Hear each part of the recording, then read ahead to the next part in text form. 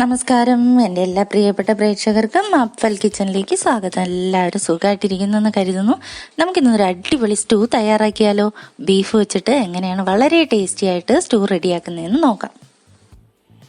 ടേസ്റ്റിയായ beef stew റെഡിയാക്കുവാനായിട്ട് ഞാനിവിടെ എടുത്തിരിക്കുന്നത് ഒരു 1/2 കിലോളം വരുന്ന ബീഫാണ്.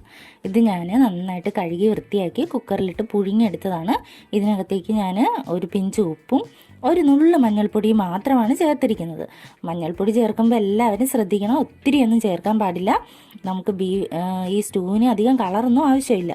അതുകൊണ്ട് തന്നെ അതിൻ്റെ ഒരു വിഷാംശമൊക്കെ മാറാൻ വേണ്ടി മാത്രമുള്ള മഞ്ഞൾപ്പൊടി ചേർത്ത് ഇതുപോലെ നന്നായിട്ട് ഒരു 5-6 വിസിൽ നന്നായിട്ട് കുക്കറിൽ വേവിച്ച് മാറ്റി വയ്ക്കുക. ഇനി ഇതിൻ്റെ ഒപ്പം തന്നെ ഞാൻ ഒരു 4 ഉരുളക്കിഴങ്ങാണ് എടുത്തിരിക്കുന്നത്. ഇതും ഏകദേശം ഒരു 1/2 കിലോളം ഉള്ള ഉരുളക്കിഴങ്ങാണ്. ഇത് നന്നായിട്ട് പുഴുങ്ങി ഇതിൻ്റെ തോലെല്ലാം കളഞ്ഞ് റെഡിയാക്കി വെച്ചിട്ടുണ്ട്. ഇനി ഇത് ഞാനൊന്ന് ഉടച്ചെടുക്കും. അതപ്പോൾ അതും അങ്ങനെ റെഡിയാക്കി മാറ്റി വയ്ക്കാം. ഇനി സ്റ്റൂ റെഡിയാക്കുവാനായിട്ട് നമുക്ക് ഒരു കഷ്ണം ഇഞ്ചി ആവശ്യമാണ്, കുറച്ച് വെളുത്തുള്ളി ആവശ്യമാണ്. ഞാനതിങ്ങനെ നീളത്തിൽ അരിഞ്ഞ് റെഡിയാക്കി വെച്ചിട്ടുണ്ട്. ഒപ്പം തന്നെ കുറച്ച് കുരുമുളക് എടുത്ത് ചതച്ച് വെച്ചിട്ടുണ്ട്. ഇത് കുരുമുളക് പൗഡറായിട്ട് എടുക്കുകയൊന്നും വേണ്ട, ഈ ഒരു പാകത്തിന് ചതച്ചാണ് എടുക്കേണ്ടത്, പൊടിയാക്കി എടുക്കരുത്. അത് കുറച്ച് കുരുമുളക് ആവശ്യത്തിന് എരിവിന് മാത്രം. ഇനി അടുത്തതായിട്ട് ഞാനൊരു 3 പച്ചമുളകാണ് ഇവിടെ റെഡിയാക്കി വെച്ചിരിക്കുന്നത്. ഇതുപോലെ നീളത്തിൽ അരിഞ്ഞു വയ്ക്കുക. പച്ചമുളക് എടുക്കുന്നത് ഓരോരുത്തരുടെ എരിവിൻ്റെ ടേസ്റ്റ് അനുസരിച്ചാണ്. നമ്മൾ വേറെ എരിവൊന്നും തന്നെ ഇതിനകത്ത് ആഡ് ചെയ്ത് കൊടുക്കുന്നില്ല. ഈ പച്ചമുളകും കുരുമുളകും മാത്രമാണ് ചേർക്കുന്നത്. അപ്പോൾ ആവശ്യത്തിന് അത് റെഡിയാക്കി വയ്ക്കുക. ഒപ്പം തന്നെ കുറച്ച് സവോളയും കൂടി നുറുക്കി വയ്ക്കുക. ഇത് ഒരു ചെറിയ സവോള ആയത് കാരണമാണ് ഇങ്ങനെ ഇരിക്കുന്നത്. ഇത് ഞാനൊരു 8-10 എടുത്തിട്ടുണ്ട്. വലിയ സവാളയാണെങ്കിൽ 1-2 മാത്രം എടുത്ത് ഇതുപോലെ നന്നായിട്ട് കട്ടി കുറച്ച് അരിഞ്ഞു വയ്ക്കുക. ഇനി ഞാനിവിടെ ഒരു കടായി അടുപ്പത്തേക്ക് വെച്ചിട്ടുണ്ട്. കടായി ചൂടായി വരുമ്പോഴേക്കും നമുക്ക് അതിനകത്തേക്ക് കുറച്ച് എണ്ണ ഒഴിച്ചു കൊടുക്കാം.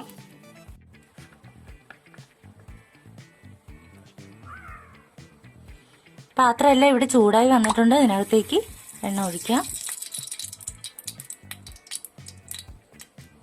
ഞാനിവിടെ കുറച്ച് വെളിച്ചെണ്ണയാണ് എടുത്തിരിക്കുന്നത്. അത്യാവശ്യം ഒരു 2 സ്പൂണോളം വെളിച്ചെണ്ണയുണ്ട്.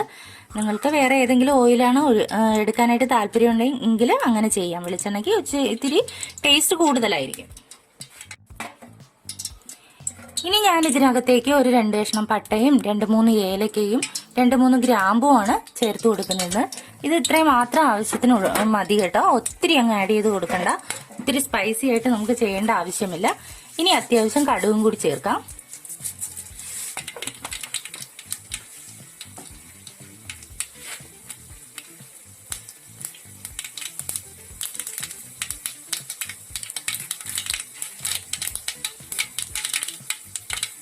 കുറച്ച് കറിവേപ്പില കൂടി ചേർത്ത് കൊടുക്കാം.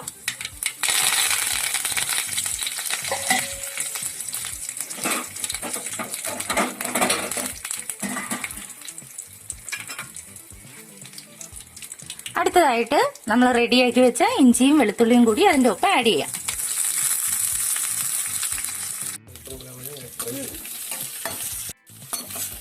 ഇതിന് നമുക്ക് നന്നായിട്ടൊന്ന് വഴറ്റിയെടുക്കാം.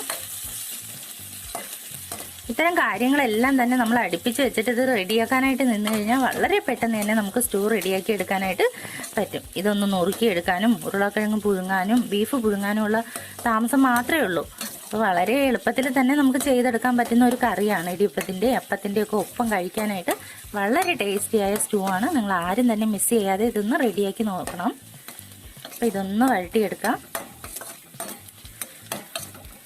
നമ്മൾ സാധാരണ വഴട്ടുന്ന പോലെ ഒത്തിരി അങ്ങ് ഡ്രൈ ആക്കി വഴട്ടരുത്. സ്റ്റൂവിന് വഴട്ടുമ്പോൾ ആ പച്ച മണം ഒന്ന് മാറി കിട്ടുന്ന തരത്തിൽ ഒന്ന് ഗോൾഡായി വരുന്ന ആ ഒരു ടൈമിൽ നമ്മൾ നിർത്തണം.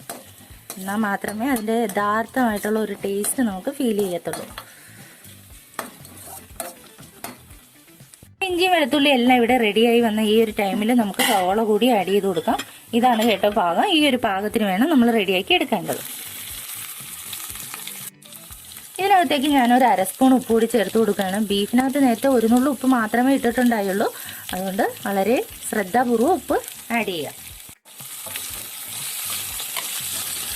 സവോളയുടെ പച്ച മണമെല്ലാം മാറുന്നവരെ നമുക്ക് ഇതും ഒന്ന് നന്നായിട്ട് വഴറ്റിയെടുക്കണം. ചെറിയ തീയിൽ വെച്ച് കരിഞ്ഞു പോകാതെ വഴറ്റിയെടുക്കുക. അപ്പം തന്നെ എൻ്റെ ചാനൽ ആദ്യമായിട്ട് കാണുന്നവർ പ്ലീസ് ഒന്ന് സബ്സ്ക്രൈബ് ചെയ്ത് സപ്പോർട്ട് ചെയ്യണം കേട്ടോ. കൂടെ തന്നെ നിങ്ങൾ ആ ചെറിയ ബെൽ ബട്ടൺ അമർത്തി ഓൾ എനേബിൾ ചെയ്യാൻ മറക്കരുത്. എങ്കിൽ മാത്രമേ ഇത്തരം അടിപൊളി റെസിപ്പീസ് നിങ്ങളുടെ കിച്ചണിലേക്ക് എത്തുകയുള്ളൂ. പിന്നെ ഒന്ന് പറഞ്ഞോട്ടെ, ഈ വീഡിയോ ഇഷ്ടമായാൽ ലൈക്ക് ചെയ്യാനും ഷെയർ ചെയ്യാനും നല്ല കമൻസ് അറിയിക്കാനും ആരും തന്നെ മറന്നു പോകരുത് കേട്ടോ. സവാള ഇങ്ങനെ നന്നായിട്ടൊന്ന് വഴറ്റിയെടുക്കുക. ഇനി ഇതിൻ്റെ ഒപ്പം തന്നെ നമുക്ക് തയ്യാറാക്കി വെച്ച പച്ചമുളക് കൂടി ചേർത്ത് കൊടുക്കാം.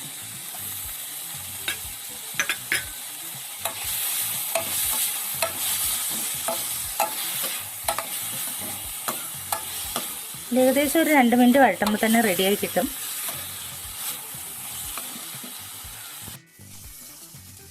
അപ്പോൾ നമ്മുടെ സവാളയുടെയും പച്ചമുളകിൻ്റെയൊക്കെ മിക്സ് ഏകദേശം ഇവിടെ റെഡിയായി കഴിഞ്ഞു. ഈ ഒരു പാകം മതി. നമുക്ക് നന്നായിട്ടൊന്ന് വാടി കിട്ടിയിട്ടുണ്ട്. എന്നാൽ ഒത്തിരി അങ്ങ് കുഴഞ്ഞു പോയിട്ടുമില്ല, തീരെ നമുക്ക് വഴറ്റിയെടുക്കാതെ പാകത്തിനും ആയിട്ടില്ല. നോക്കൂ, ഈ ഒരു പാകത്തിന് നമ്മൾ റെഡിയാക്കി എടുക്കാം. ഇനി ഞാൻ ഇതിൻ്റെ ഒപ്പം നേരത്തെ തയ്യാറാക്കി വെച്ച നമ്മുടെ ഉരുളക്കിഴങ്ങ് കൂടി ചേർത്ത് കൊടുക്കുകയാണ്. ഇതൊന്ന് നന്നായിട്ട് മിക്സ് ചെയ്ത് കൊടുക്കാം.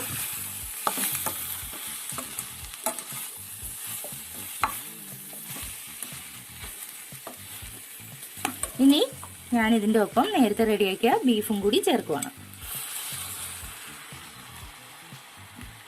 ബീഫ് കുക്കറിനകത്തിട്ട് പുഴുങ്ങുമ്പോൾ ഒരു കാര്യം പ്രത്യേകം ശ്രദ്ധിക്കണം. നമ്മൾ ഒരു തുള്ളി വെള്ളം പോലും അതിനകത്ത് ആഡ് ചെയ്യേണ്ട കേട്ടോ. ചിക്കൻ പോലെയല്ല, ബീഫ് പുഴുങ്ങുമ്പോൾ ഒരു തുള്ളി വെള്ളം പോലും ആഡ് ചെയ്യാതെ വെറുതെ ഇച്ചിരി ഉപ്പും മഞ്ഞൾപ്പൊടിയും ഇട്ട് പുഴുങ്ങുക. നമുക്ക് ആവശ്യത്തിൻ്റെ വേവാക്കി എടുക്കുക. അന്നേരം അതിനകത്ത് കുറച്ച് വെള്ളമെല്ലാം വന്നിട്ടുണ്ടാകും. അപ്പോൾ കരിഞ്ഞൊന്നും പോകത്തില്ല.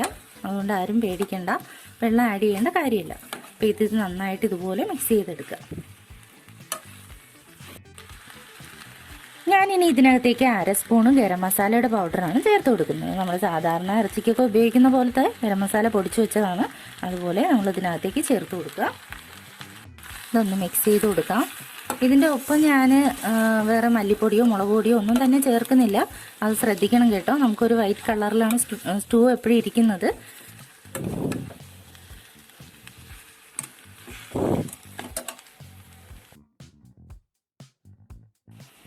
ഇനി ഞാൻ ഇതിനകത്തേക്ക് കുറച്ച് തേങ്ങാപ്പാലാണ് ചേർത്ത് കൊടുക്കാൻ പോകുന്നത്. ഇത് കുറച്ച് തേങ്ങാപ്പാൽ പിഴിഞ്ഞ് ഫ്രിഡ്ജിൽ വെച്ച് എടുത്തത് കാരണമാണ് ഇങ്ങനെ കട്ടിയായിട്ട് ഇരിക്കുന്നത്.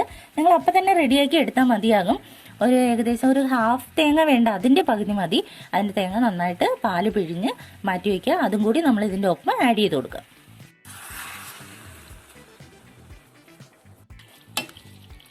ഇത് നന്നായിട്ട് മിക്സ് ചെയ്ത് കൊടുക്കാം. നമുക്ക് എന്തോരം ഗ്രേവി വേണോ അതിനനുസരിച്ച് പാല് വേണം നമ്മൾ ഒഴിച്ചു കൊടുക്കേണ്ടത്. വെള്ളം ആഡ് ചെയ്യാനായിട്ട് പാടില്ല. ഇത് ഞാൻ ബീഫ് വേവിച്ചപ്പോൾ അതിൻ്റെ ഒപ്പം കിട്ടിയ വെള്ളമാണ്. ഇതും കൂടി നമുക്ക് സ്റ്റൂവിലേക്ക് ആഡ് ചെയ്ത് കൊടുക്കാം. പാല് മാത്രം തന്നെ വേണമെന്ന് നിർബന്ധമില്ല. ഇതും കൂടി നമുക്ക് അതിൻ്റെ ഒപ്പം ആഡ് ചെയ്യാം. ഇത് നന്നായിട്ടൊന്ന് മിക്സ് ചെയ്ത് തിളയ്ക്കാനായിട്ട് വിടാം.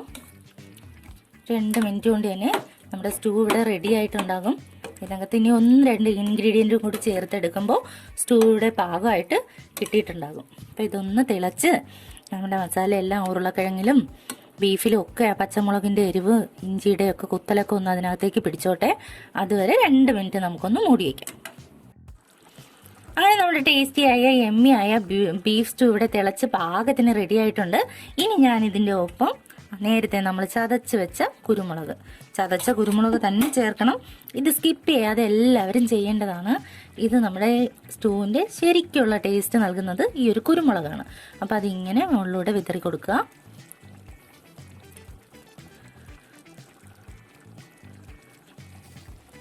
ഇതിങ്ങനെ വിതറി കഴിഞ്ഞ് കഴിഞ്ഞാൽ നമുക്ക് തീ ഓഫ് ചെയ്യാം. ആരും തന്നെ പോകരുത്. ഇനി ഒരു ഇൻഗ്രീഡിയൻറ്റും കൂടി ചേർക്കാനുണ്ട്.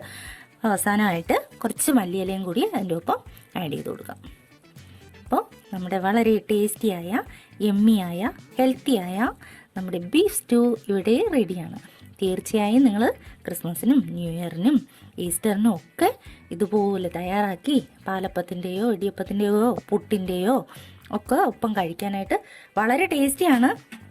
ഇത് നമുക്ക് ചിക്കൻ്റെ ഒപ്പമൊക്കെ ചിക്കൻ വെച്ചിട്ട് ഇങ്ങനെയൊക്കെ റെഡിയാക്കാം കേട്ടോ. അപ്പോൾ കുറച്ച് മസാലയിലൊക്കെ വ്യത്യാസം ഉണ്ടാകും. അത് നമുക്ക് പിന്നെ ഒരു ദിവസം നോക്കാം. അപ്പോൾ തീർച്ചയായും നിങ്ങൾ ഇതുപോലെ തന്നെ തയ്യാറാക്കി നോക്കുക. എന്നിട്ട് നിങ്ങളുടെ ഫീഡ്ബാക്ക്സ് എല്ലാം ഞങ്ങളെ അറിയിക്കുക. Thanks for watching.